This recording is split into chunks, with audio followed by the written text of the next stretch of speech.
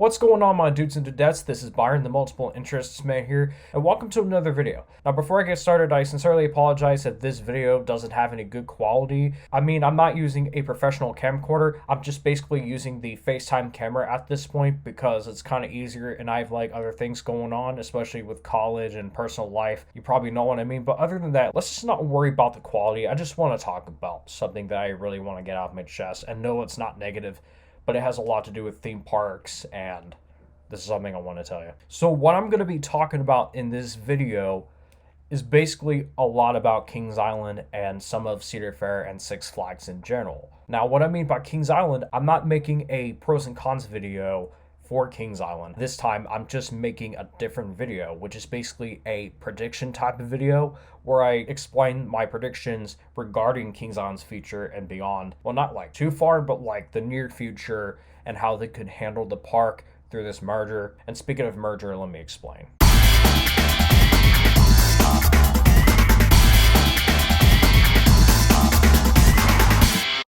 By the way, real quick, before I get started, if you haven't seen any of my pros and cons videos for like the future of Kings Island, go check them out right now. I did put the links to them in the description below. So yeah, except most parts that I did in those videos did not age very well. So recently, Six Flags and Cedar Fair had merged into one company. And the reason that those companies did this is that they have to find ways to recover from the pandemic that they suffered from. And note to self, Six Flags has been going downhill for quite a while. From raising prices to them taking less care of rides, including the wooden coasters, which is something to be very concerned about. Operating one train per coaster, based on what I heard, and the fact that they also abandoned a few theme parks, even though the parks that they abandoned were not very profitable. For Cedar Fair, it's a different story. Honestly, Cedar Fair has been doing a very good job maintaining the roller coasters and even the rest of the rides themselves by giving them more maintenance and also some theming improvements. Although as of late, Cedar Fair has been a shell of its former self, and there are a few reasons behind this. They're basically closing down California Square in America, they no longer own Gilroy Gardens, and most importantly, they were going through this challenge of budget cuts. As a matter of fact, they still are, and they've been doing that with the rides, the shows, and even the operating hours. And hell, Kings Island is going to do the same thing with the operating hours next year, but they're making it a little worse. Well, maybe in my opinion,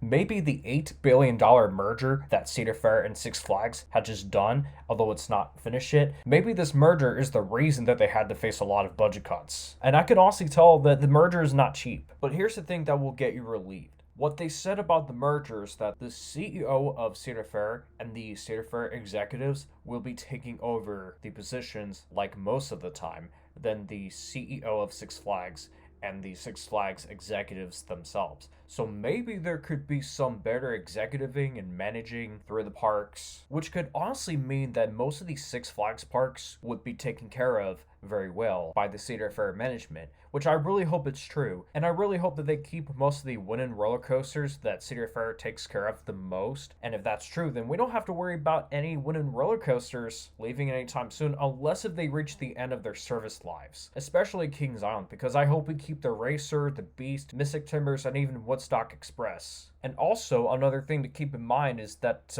when the merger was announced, they said that the parks that are owned by Cedar Fair will not be changed to the Six Flags related names, which is a good thing. And it's basically the only thing that people should be happy about, because honestly, people were very skeptical about this change, and they still are.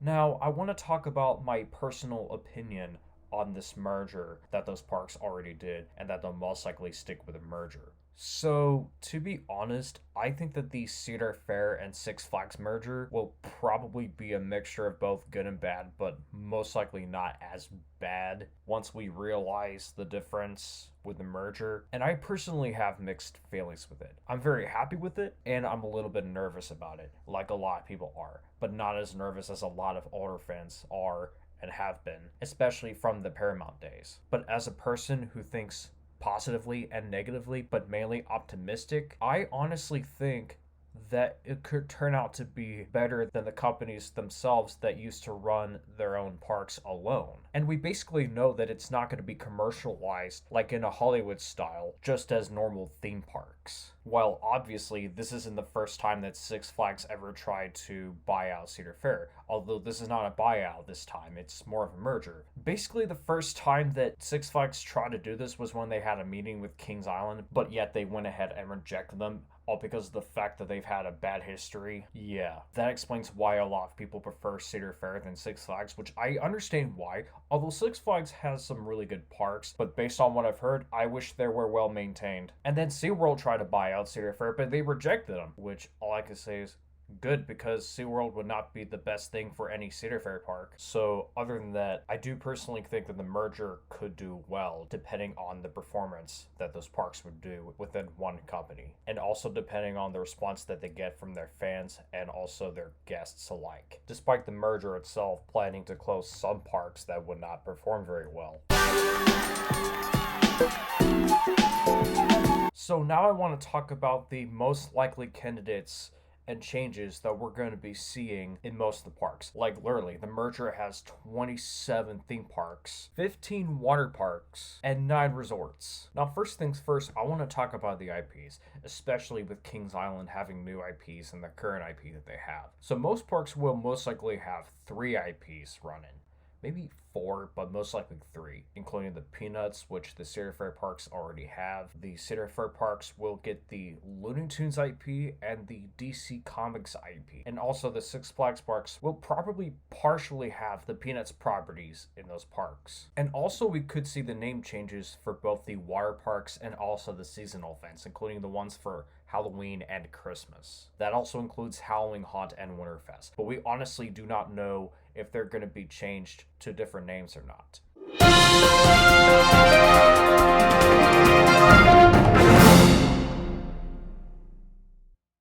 And finally, I would like to talk about my predictions for the future of Kings Island and how would they play out with the Cedar Fair and Six Flags merger, since Cedar Fair owns Kings Island and that its parent company merged with Six Flags. Now, like I said before, this is not a pros and cons video. These are just my predictions, and yes, they are also suggestions based on what I have to give away. Now, I definitely expect International Street, Coney Mall, Oktoberfest, and Rivertown, and also the new mini areas, including the new Adventureport and Area 72, to remain the same. Although regarding some areas, I do expect them to change quite a bit, or even a lot as major changes, including the one in Action Zone and Plant Snoopy, plus the mini Camp Snoopy area that's going to be open next year, although not entirely, and also Soak City. Starting off with Action Zone, we will most likely see it being converted into another area that we know and love, and that will probably be a reminiscence to what Action Zone was, which is the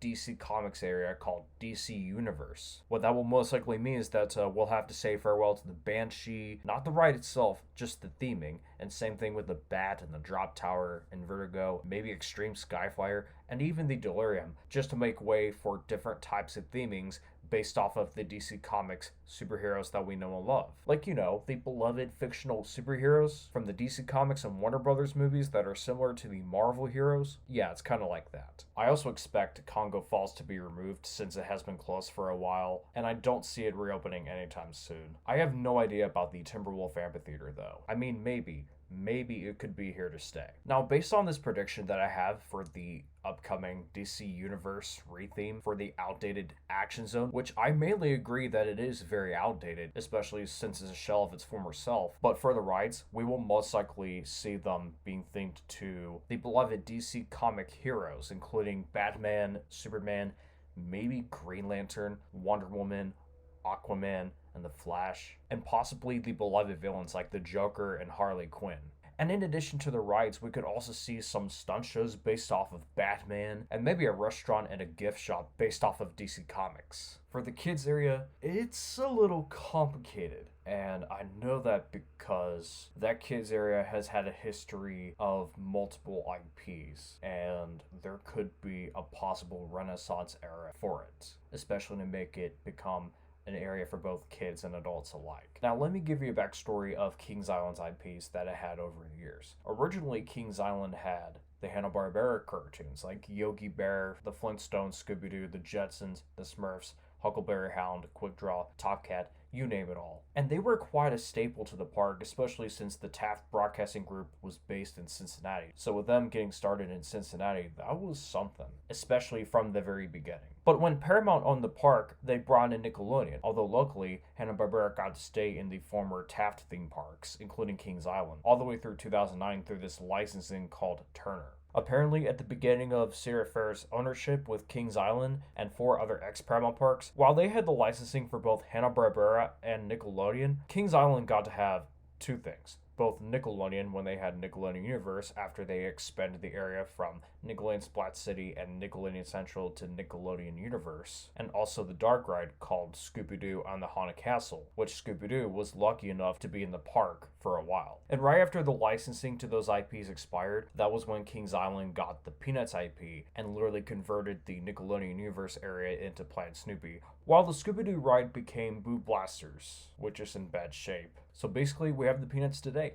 And we're also going to get Looney Tunes, most likely, in the area, while the new mini Camp Snoopy area would be opening. But regarding this change, let me tell you why it's complicated. The reason I believe that changing the kids area would be complicated to not have it Paramount related, even though that Kings Island is no longer owned by Paramount, is mainly because of the fact that I think that some areas of Kings Island are literally stuck in this thing called the Paramount Curse, which explains why we have a lot of reskins of a lot of small rides in the park, which is weird, but it's true. Same thing with the Marquee. It was originally designed by Paramount after the original one was struck by lightning 20 years ago. Although very few sections of the area have already gotten its curse broken, but not entirely. I mean, honestly, the Camp Snoopy area could just last for a little bit and then maybe have it turn into this area called Camp Cartoon. Not specifically involving Hanna-Barbera cartoons like it did at Six Flags Great America right until 2018, but I'm literally talking about the IPs that would hold both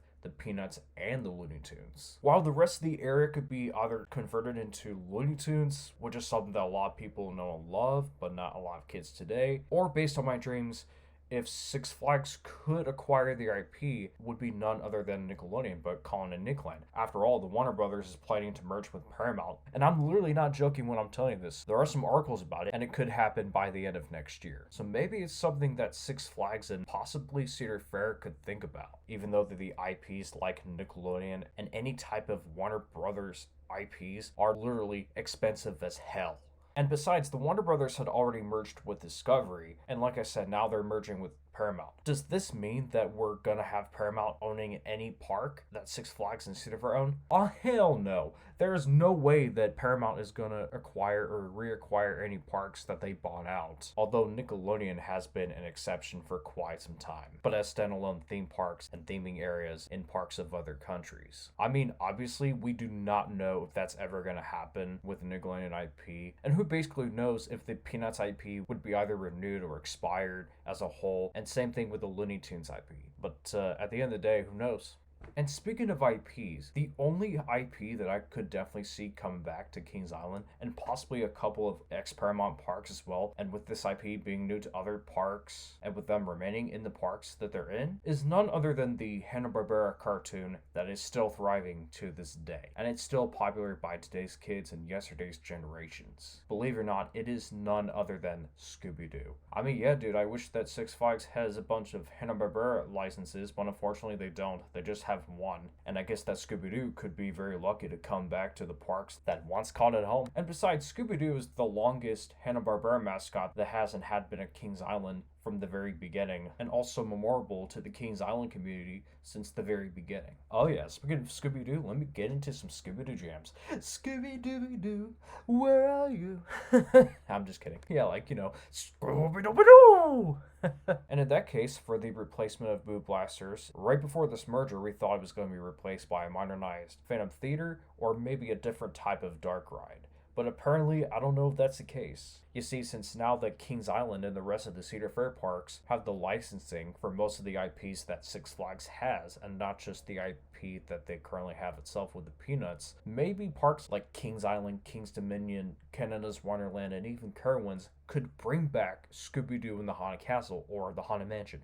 You know what I mean. They still have the ride over in Madrid, but here's the thing.